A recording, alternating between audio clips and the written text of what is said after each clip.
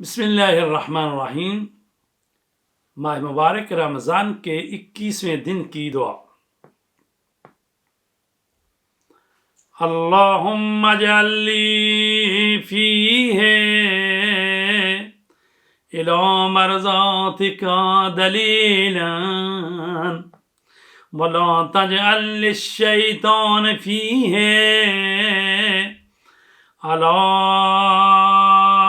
سبیلا واجعل الجنۃ لی منزلا ومکیلا یا قاضی حوائج الطالبین۔ اے اللہ، آج کے دن اپنی رضاؤں کی طرف میری رہنمائی کا سامان کر اور اس میں شیطان کو مجھ پر کسی طرح کا اختیار نہ دے، اور جنت کو میرا مقام اور ٹھکانہ قرار دے، اے طلبگاروں کی حاجتیں پوری کرنے والے۔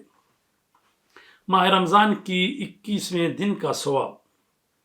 حضرت رسول کریم صلی اللہ علیہ وآلہ وسلم کا ارشاد گرامی ہے، فرماتے ہیں 21ویں دن خداوند عالم تمہاری قبر کو 1000 فرسخ وسیع کر کے تاریکی اور وحشت کو دور کرے گا، اور تمہاری قبروں کو شہداء کی قبور کی مانند کر دے گا، اور تمہارے چہروں کو حضرت یوسف علیہ السلام کے چہرے کی مانند نورانی کر دے گا۔